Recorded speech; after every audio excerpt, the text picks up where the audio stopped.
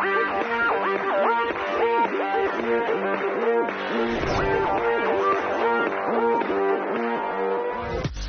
Sheik Zakzaky, I am very happy to be talking to you and actually to see you again. Thank you so much for talking to us here at Press TV, and we appreciate it that you've chosen this network to give your first interview since being free. You know, there were times when you were incarcerated that we weren't sure if you would even survive, but alhamdulillah, we're so glad to see you today and that you're with us here today. I want to start this off by going back a little bit in time. When you were a university student, you were politically active. When did you establish the Islamic movement in Nigeria, and what motivated you to do so? Well, it started when we were students in the university. In those days, there is a tendency to see one as progressive or enlightened or educated to be a communist. Communism was communist ideology was the order of the day. You know, it was attracting a lot of young people in the university in the late 70s when I was a student. I was a student in late 70s, 76 to 79. So one problem with the communists, even though they call for social justice, they also have problem with religion. They said that it is invented to, you know, to control people. Karl Marx said it is an opium of the people, you know. And the biggest problem is they even declare openly that they don't believe in the existence of God. Alhamdulillah, I have a good background, Islamic background, even though I was studying economics in those days. But I have a good command of Arabic language, and I've studied Islamic studies also, and I'm a product of traditional Islamic institutions and also modern institutions, because the secondary school I have attended is called School for Arabic Studies. So we started to challenge those ideas they have against religion, and also show that their own ideas about social justice is also enshrined in Islamic teachings in the Quran. So that was it, how it started. We might call it ideological war in those days. And suddenly there was this appearance of uprising in Iran in 978, to be precise, when the Imam was in France. Right. And this, you know, attracted our attention very much. So we might say that the movement started definitely, you know, in those days, late 70s, when we were university students. Well, you said there was a movement in Iran in 1978 and what had started right before the revolution. How did that relate to you all? Why did it affect you so much? Well, we were calling for establishment of an Islamic system of governance in our society, just as the communists were also calling for establishment of communist system of governance. And the others, whom you call them anything, they repair the status quo.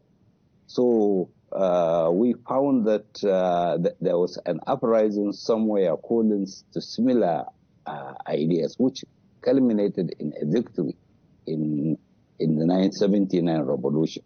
So we found that what we have been calling for has been, you know, to actualize somewhere else. And that means it is possible also for it to materialize also in our own society.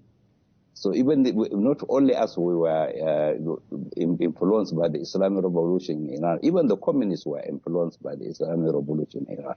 I could remember some communist students who actually showed solidarity with us. Even some of them are even dressing in big gowns and calling themselves Ayatollah.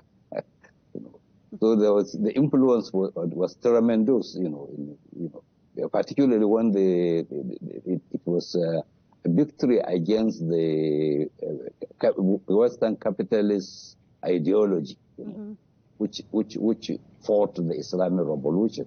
So the communists were attracted to it as well. And some of them even changed from communism to become Islamic activists, actually. Right, right.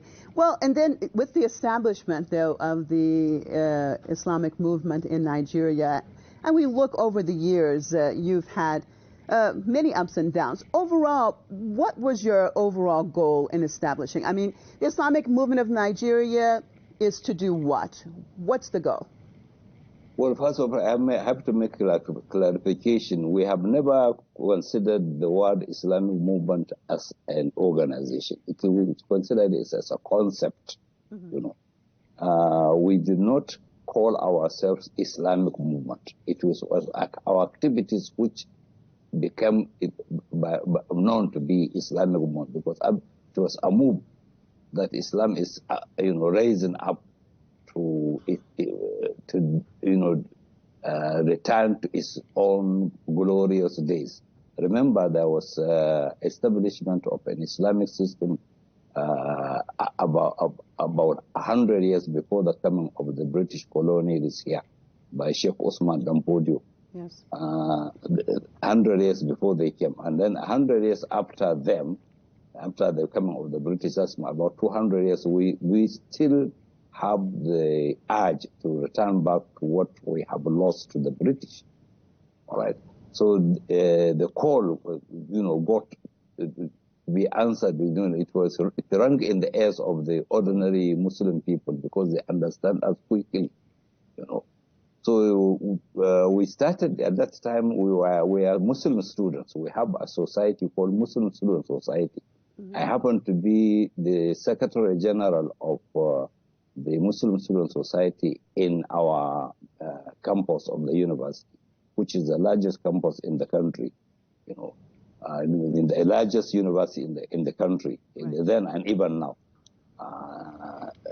Then also I became the vice president in charge of international affairs in the national body of the same society. So our call started when we were students. It was never to be called Islamic movement then. In fact, the people were calling us students only. It was later in the 80s when we were no longer students, the word Islamic movement came to surface.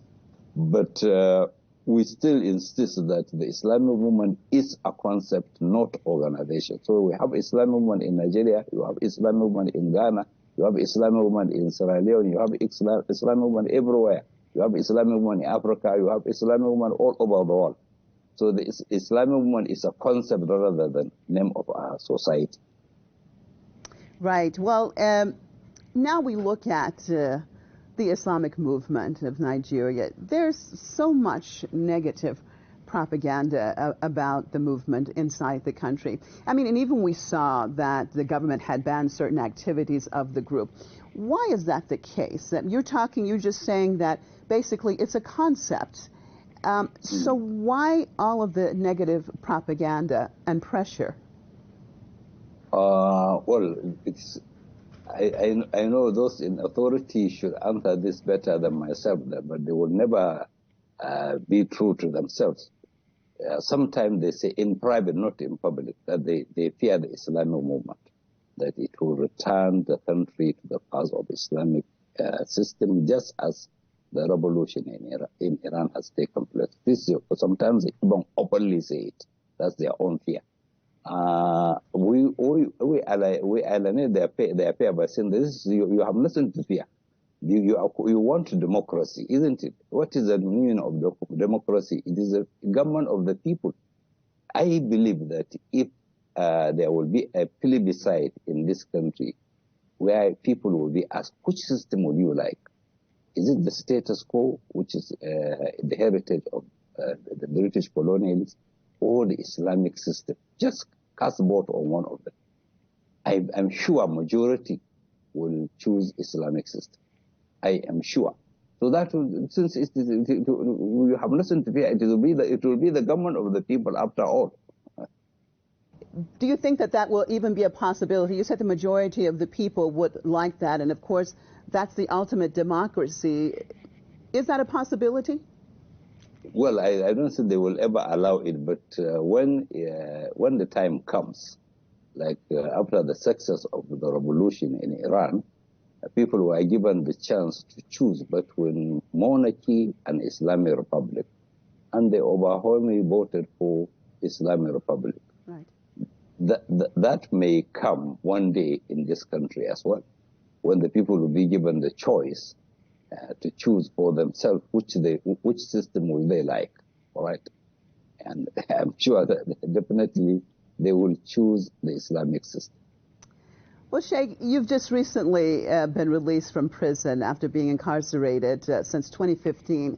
Of course, that's when the massacre of the Islamic movement of Nigeria took place. Tell us what actually happened in Zaria that day.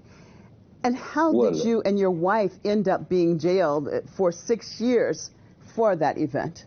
Our prosecution has started much earlier than that time. All in all, I have been in prison for a total of 9 years, but at different times. 7 years in the 80s, from 81 to 89. Those 9 years I spent 7 in prison. And also another 2 years and some 3 months in the 90s. Now, during this, in the 90s, or remember in the time of Abacha also, he was the first military leader who opened fire on us. Openly, the soldiers were invited to open fire. And during his administration, he killed about 66 people, confirmed. This time around, in the 20s, they have been making so many attempts. I don't know the number of times. Until in 2014, in Qudus, during Qudus Day, they also carry out, they attack the procession of Qudus Day and kill about 33 people, including my 3 children. Right. We are not fighting with guns. We are speaking. We are talking. We are talking sense, And the answer is to fight and kill.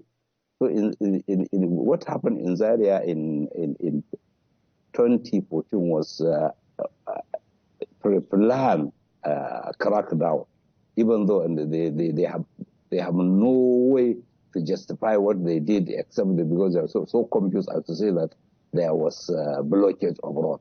In any case, even if there was any, my house was away from where the allegedly the road was blocked. It was away by about 30 kilometers. A lot of people were killed, students, teachers, trade, and anybody. They burned the house to ashes, and they were surprised that after killing hundreds of people and burning the house, we were still alive. Myself, my wife, and my children, and some few brothers and sisters, were still alive, and they opened fire on us. So 3 of my children were killed before me, and my wife and myself were wounded, terribly wounded. Only Allah knows how what is the wisdom behind his saving us. We were shot severally in the shooting that a human being cannot survive it. After they shot me, I was phoning some people, including some people in the authorities. One of them, I even asked him to send my salam to General Buhari, and said, send my salam to General Buhari. I hope they will do their government very well. Carry on. We will meet in the day of judgment. And I come to understand that Buhari has had that message as well. Also, I have no time to give details, but how many bullets do you have in you, Sheikh? I wouldn't know, because they have battered my right side, and battered my left hand, and also, as you can see from the pictures, also it affected my face and even the eye. And the pictures show that there are fragments of bullets around my head and neck around the head from the cheek up to the head. They counted about 38 fragments. And also my wife has several gunshots on her stomach and her thigh, you know. So but they took us to their hospital, and somehow my wife, they removed all the bullets from her, not some of the bullets, without putting her under anesthesia. It was later in another hospital that more bullets were removed. And she still have one complete bullet in her body, which found its place in her pelvic. And they said at that time they could not remove it. The bullets in my body, you know, scattered. So there were some fragments all over the body. You know, there were fragments on my hands, on my thigh, and on my head, up till now. And these fragments also secrete poisons like lead and cadmium. And I'm still living with some amount of those poison in my body, and including the fragments, up till now. But you're still alive, Sheikh, and your wife is still alive. That's absolutely amazing when we hear that story. That's the will of Allah, because when they tested the level of lead in my body, at one time it was about 244, which they said the normal human being should contain only 10. And I have 344 on my body. Well, that's the will of God that I'm alive anyway. Obviously, he definitely has more plans for you. Sheikh, with the situation in dealing with the Zadia massacre, and then you being in jail for 6 years, of course. Well, you know, go ahead. The state government, under the order of the federal government, has instituted a commission of inquiry to look into what happened in Zaria. Mm-hmm. And we were not allowed to present our own side of the story. In fact, when our lawyers wanted to allow them to see me keeping me in custody, me, myself, and my wife, they didn't allow them to do so. So they said since they were not allowed to see their client, they could not go and speak on his behalf.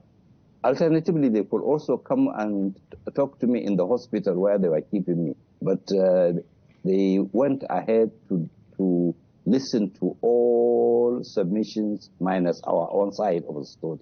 Even then, despite the fact they did not listen to our own side of the story, the Commission of Inquiry came with the recommendations that those killed, by the army, the compensation should be paid by the federal government.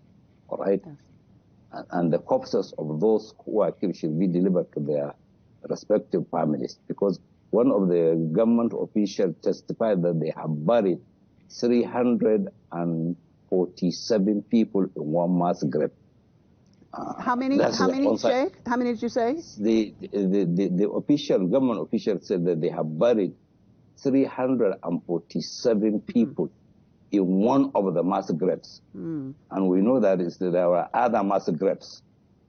All in all, on our own side, we have names of people and their ages and all every detail of. How many do you have? What are the numbers that you have? We have about 700 so far, and but the number is definitely more than 1,000. All right. What I'm trying to say, the Commission of Inquiry gave the recommendation that the federal government should pay compensation for those killed. All right, that's one. Also, the state government should pay compensation for the properties they demolish. All right, including our houses, our Husseinias, our schools, and so on. And these recommendations of the committee were given to Muhammadu Buhari on 7th September 2016, and he promised that anybody found, Mm-hmm. to has a hand in it will be brought to book according to him. And then up till now they said nothing about that. And in December of the same year, 2016, 3rd December to be precise, mm-hmm. A federal high court in Abuja ruled that our detention, my wife and myself, our detention was illegal, right, and that we should be released unconditionally, and that compensation should be paid to us, and a house to live must be given to us in a state of our choice in the northern part of the country. That court ruling was not, implemented. Yes. And also they took some, in Zaria they took about 500 people, among most of them wounded, and took them to the prison. Well, only one person happened to pass away in the prison, but the rest of them didn't survive. And then they released most of them. They took 153 of them to the court. They divided them into two courts. One court, they have 77 people. Mm. Another court, 76 people. And in July 2018, the High Court in Kaduna, one of the high courts, ruled that those people were discharged and acquitted, and they were not found guilty of any of the offenses they were accused to have committed. And then the court even said that they have the right to seek compensation for their illegal detention. On 28 July this year, 2021, mm-hmm. that we were discharged and acquitted and were exonerated of all the 8 charges against us. And in the end of the day, it was found that none of us committed any offense. Mm-hmm. And then they were ordered to pay compensation for their atrocities, yet nothing happened. You have not gotten any compensation at all? No, none at all. And then they kept us, they knew that we have health issue, but we are kept with these difficulties, in incarceration for almost 6 years. But yes. Alhamdulillah, by the grace of God, we survive it. Yes, but tell me about your overall health situation right now, Sheikh. Your situation and your wife. Well, right now, all of us, both of us have fragments of bullets in our body. Myself, it's fragments. Her own is one full bullet. Here, they said they could not remove it, but our doctors who came from outside the country who studied the situation, they said they could be able to remove it. Okay. And an order was given by the court of law that we have the right to seek this medical assistance outside Nigeria.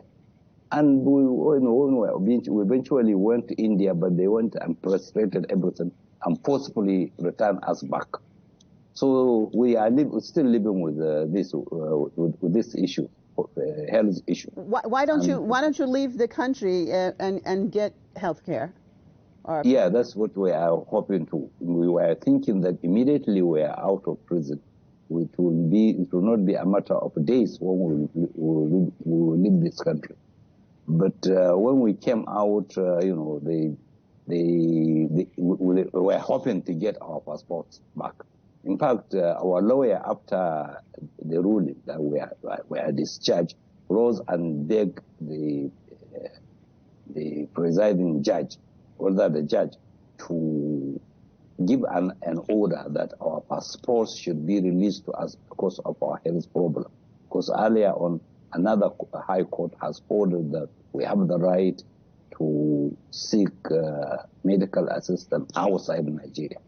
Well, there are no charges. Sorry to interrupt you, Sheikh. There are no charges against you, right? You were released unconditionally. So why don't you have a passport? Why can't you get your passport? That's what the judge was even saying, that there was no need for him to give any order because we have no charge. We have been discharged. He said it is like him giving order to the prison to give us our property back. So we are entitled to all our property. The court doesn't have to give order. But, you know, when we came out, we were thinking that a matter of weeks it will be okay for us. But up till now, the passports have not been in our hand. At one time, the security operators said that they have lost the passport. The passports were no longer in their hand. So we took, you know, steps to make another one. Okay. And in the end of the day, we are told that there was what they call passport plugging. A passport plugging has been placed on us, meaning the two of us have no right to leave this country. We don't know what for. Based on what? What? They're not telling you why? No reasons given? Well, at least officially they didn't say. You know, Sheikh, while you were in prison, first of all, your own people from the Islamic movement of Nigeria, as you know, continuously were demonstrating and demanding that you be released. And of course, also outside of the country, we saw many, many activists get on board and demand your release. At this point in time right now, first question is your overall assessment of these people, and why do you think that you actually created this environment that everybody all over the world, really, so many activists wanted to be on board and saw this type of injustice and were demanding your release? And also, I have to say, with your own people and continually demonstrating, even though many times they were losing their lives, what do you attribute all of this to? Well, it's not my own creation, actually. It's God Almighty's own making. One thing is clear, that the people here has demonstrated that we can demonstrate perseverance. Perseverance. You know, you have seen in the Idariya massacre how people actually protect their own brethren by their own bodies. You can see that the Idariya massacre drew the attention of the world to the injustice meted on us, and that's how the sympathy, and it is the Zaire massacre also opened the eyes and ears of the people to realize that that was not the first time; it was only the worst they have done. All right, you remember we are now on the days of Arba'in of Imam Hussein, and the message of Ashura. You know, it's shown clearly. You see the Arba'in, where millions of people flocked to Karbala. You know, this is commemoration of Imam and less than 100 people, 18 people from his family and 60 from his companions that were murdered in the plains of Karbala. You know, the injustice meted on them has such tremendous effect on the whole world, not only Muslims. You know, up till today, you have seen how millions of people flock of all different faiths to show solidarity with Imam Hussein. That's, you know, in a little way, we the followers of Imam. And this is what the Zaire massacre also taught people. So it was, you know, we might say that it was the blessing of, you know, the incident of Karbala that, you know, also were showered on us. You mentioned Arba'in, and of course, yesterday was Arba'in. And what we have seen with the Islamic movement in Nigeria, when the group have participated in commemorating certain occasions, like Ashura, like Arba'in, like the Day of Quds, that unfortunately throughout the years, the group has been attacked, and yesterday was no different. Can you tell me about what happened yesterday in Abuja? Yes, first of all, you know, this Arba'in trek, we call it symbolic trek because those of us who cannot go to Karbala do a symbolic trek from one place to another. And as the people were about to disperse, the security operators just appeared and simply opened fire. You know, kill a number of people and wounded and some. we don't have much detail up till now because they have taken away some of the casualties.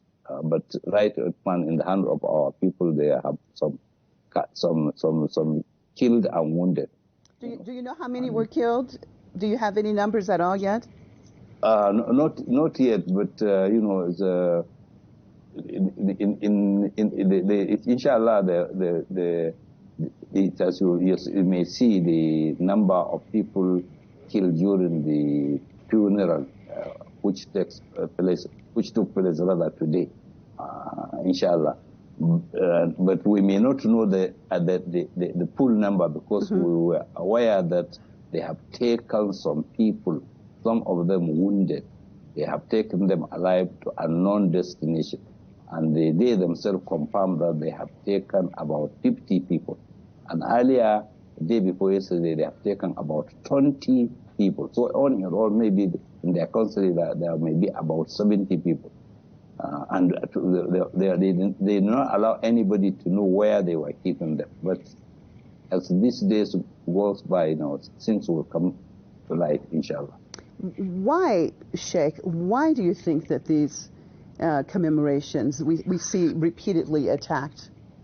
Well, there's absolutely no reason why it should be attacked. After all, it took place in some other cities without event. It took place in many places, not in Abuja alone.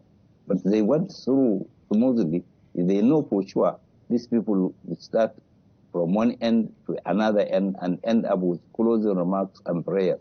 That has always been our pattern. Start from one end to another end.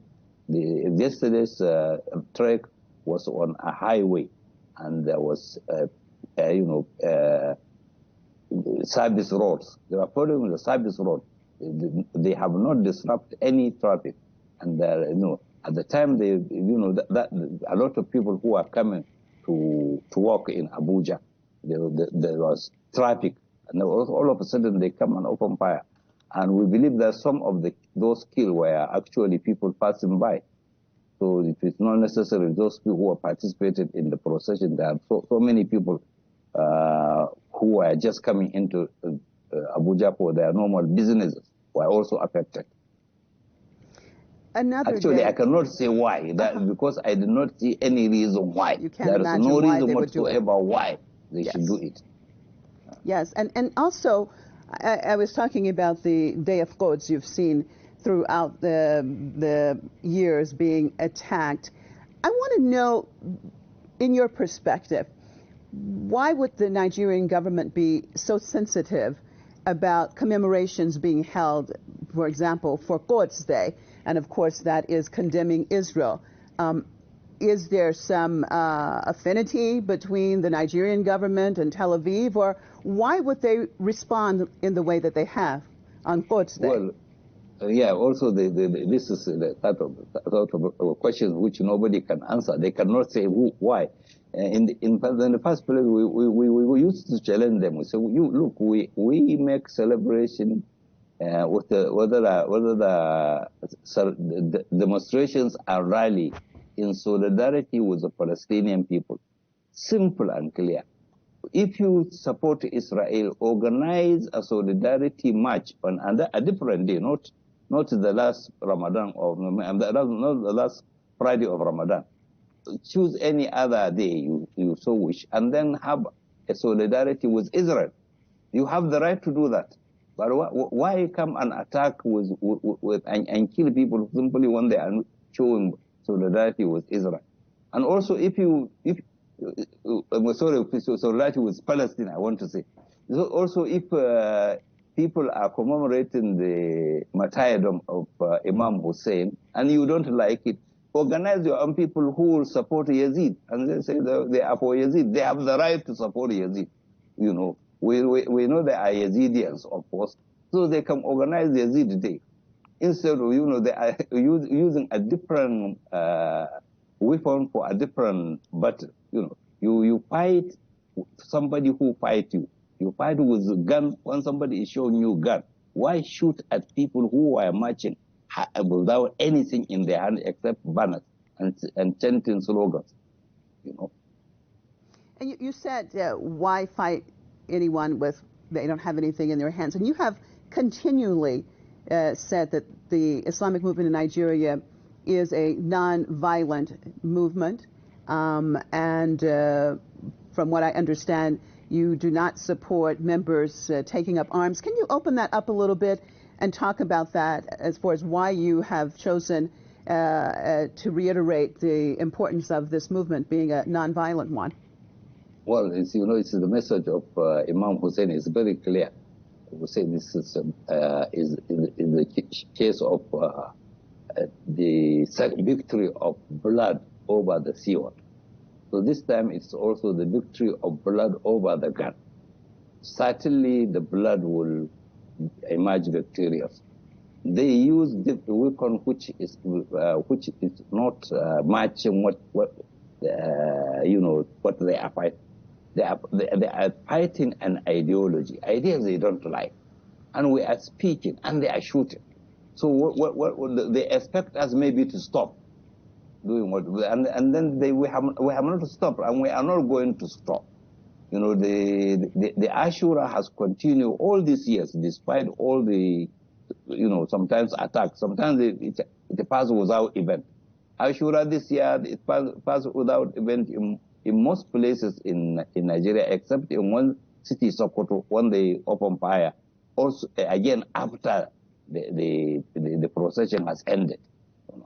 But next year also there will be another Ashura in Sokoto, and any following years up to the emergence of Imam Mahdi, there will be Ashura, and it will continue. So also Arba'in will continue, whether you shoot or you don't shoot it. Ashura and Arba'in and Qudus, they will continue until the appearance of Imam Mahdi, Ajalullah Faraj. Nothing has changed. In fact, if there's any change, it is change for the better. Things have progressed so far. I don't know whether these people also sit down and analyze their action. If they do so, they find that actually their weapons also, succeed in also, boosting our morale, and also succeed also in getting us stronger and stronger. And you've had such an effect because your movement is not a Shia movement particularly. As you said, it's a concept, and you have Christians and people who are secular that are also part of the Islamic movement in Nigeria. What is key here? What do you stress that is attractive to people across the board? It is not a sectarian movement at all. Yeah, it's a call to justice, and all humans want justice, and they do not want oppression. We speak against oppression, and we call for justice, and this is human for every human being, not Muslim, Christians, Jews, or any other faith at all. Even those who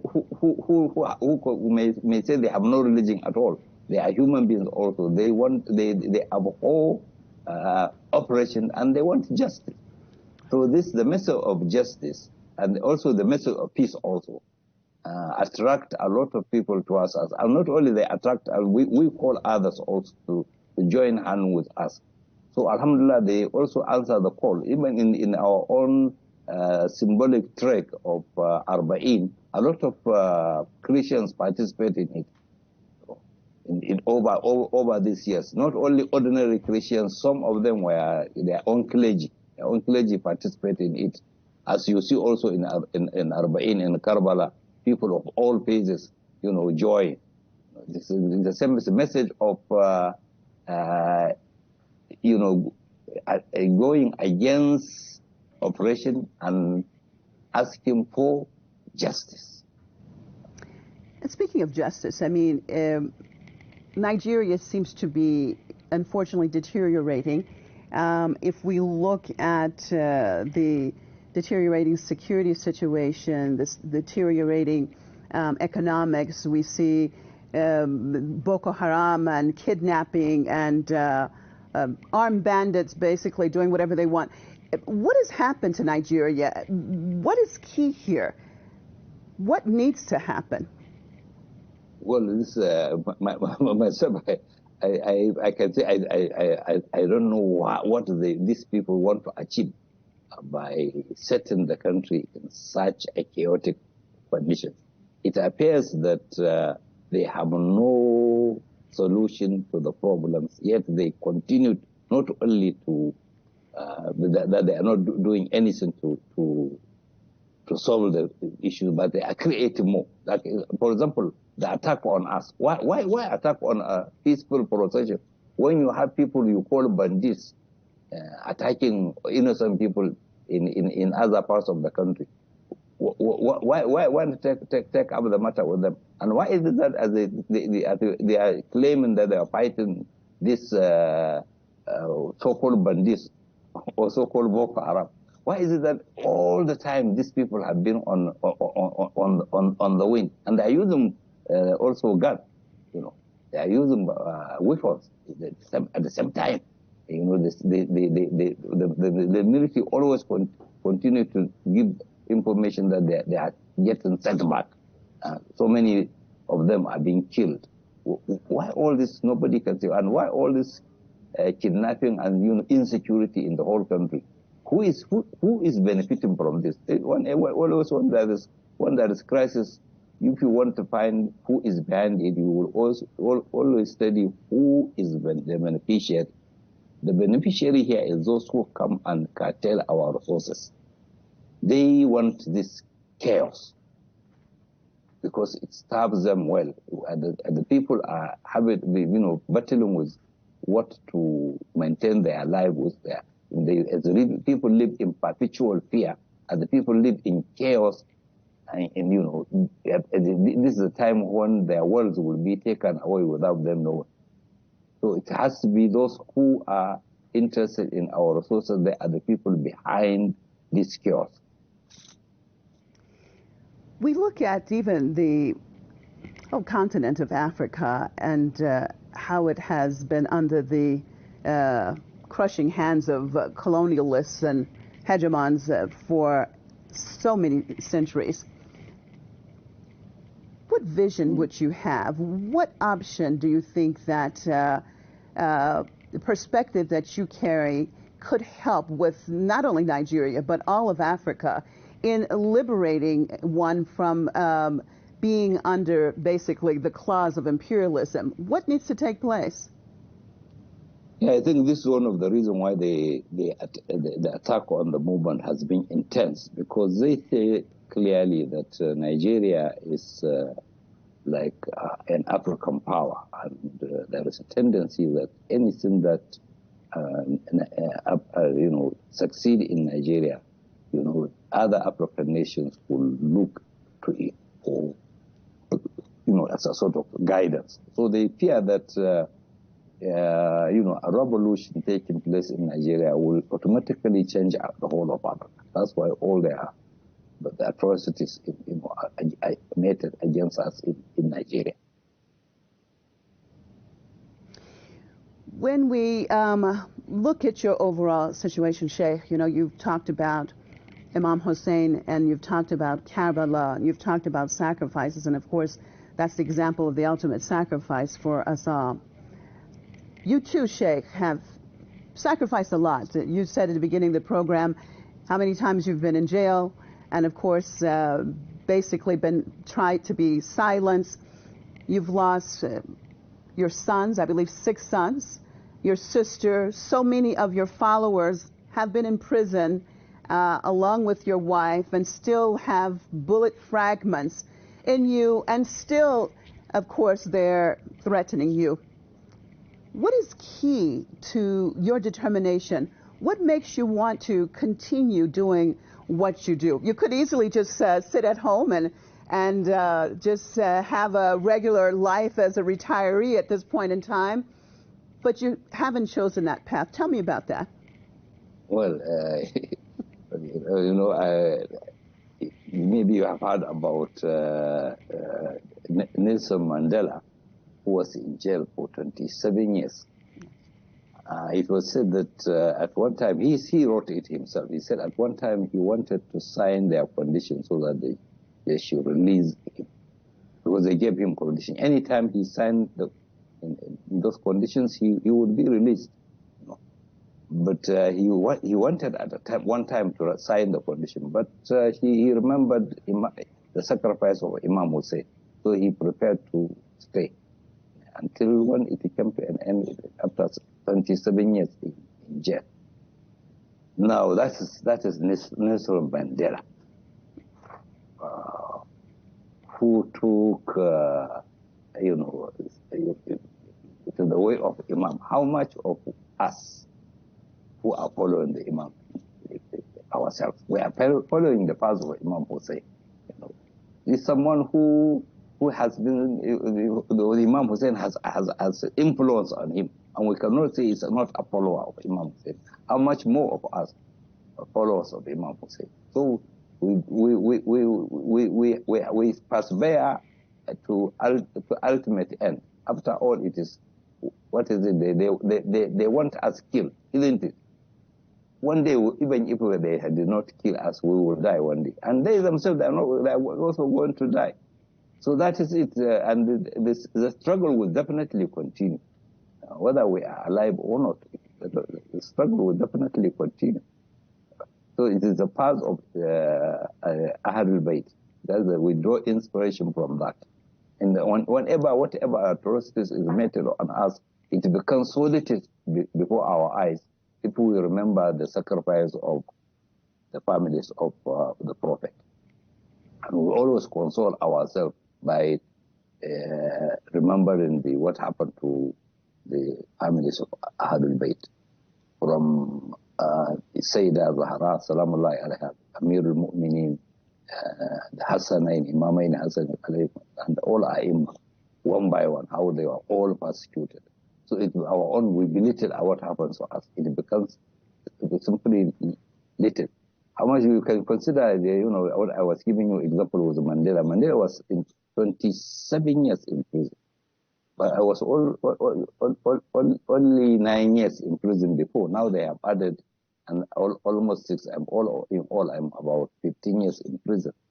So if Mandela can endure that, because he drew inspiration from Imam Hussein. What about myself, who claim to be the follower of Imam Hussein? Well, you say that's so inspirational, and I think so many of us need to hear that, especially when we see the deteriorated situation in the world in general, and we have more and more people, becoming depressed, basically losing hope. I mean, what would you say to them, whether they're Muslim or not Muslim? What do you say? How do you inspire these people in their search for the truth and for justice, as you talked about? Well, we do not lose hope. We know that one day there will be change. The situation cannot continue as it is. Operation does not last. The children of Israel suffered under the Pharaoh for about 200 years, but it came to an end. Now the Palestinians are suffering, but it is the twilight has started to show. One day the sun shall rise. Is it the twilight? I would say this dawn. I would rather the twilight. Dawn has also started showing, and surely the sun shall rise, inshallah. And also, the message is very clear. Oppression does not survive, and justice will one day materialize. One day there will be victory. We have hope. We are not living in a hopeless society. After all, we the Muslims have great hope. We know this is a promise of Allah subhanahu wa ta'ala in his book, and promise from the hadith, that the rise of Imam Ajjalallah Farajahu, we are waiting for him.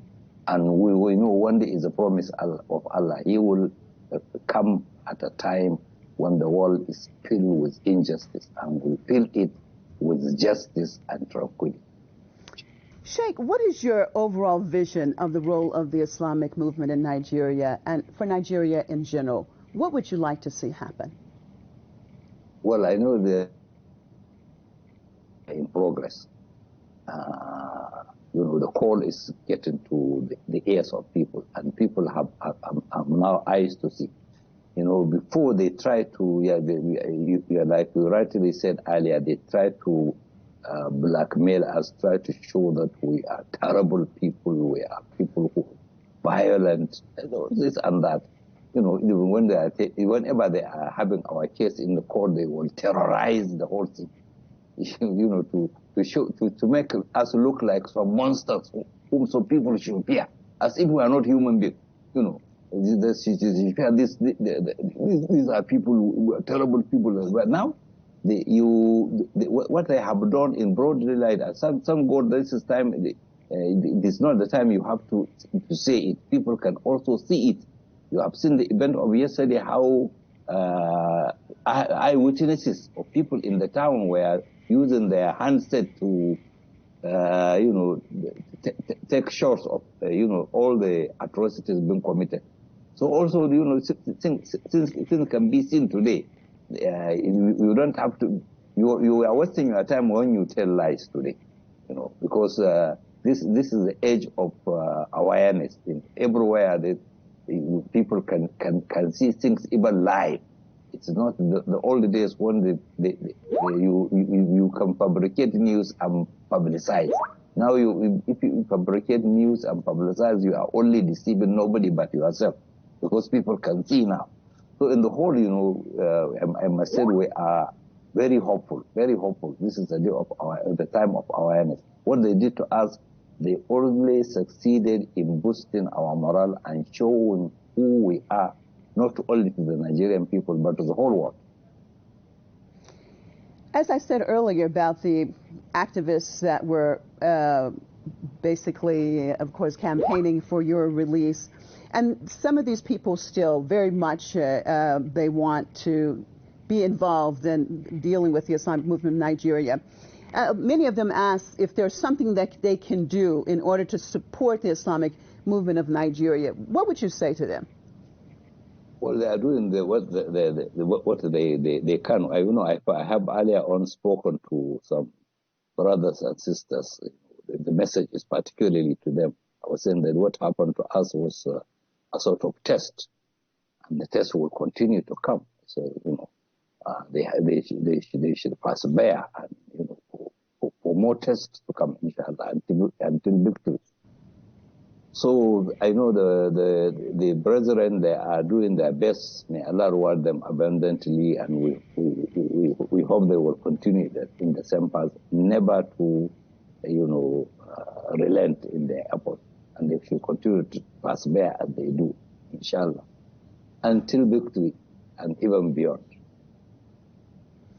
Sheikh, how would you like to be remembered? I mean, we all have our time that we definitely leave this world.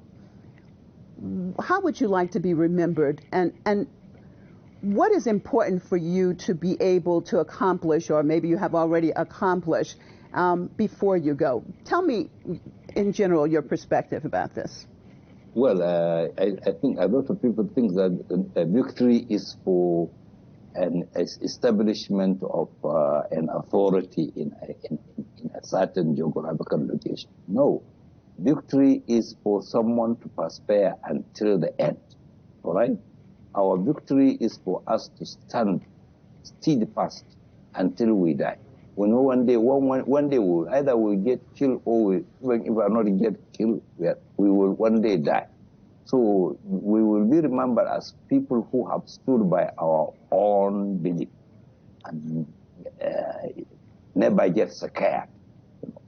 That we will be remembered. The people will also draw inspiration from that, and they should also remember that this is not our own making. We are also emulating Imam Hussein. We are emulating the Aimma of Ahlul Bayt.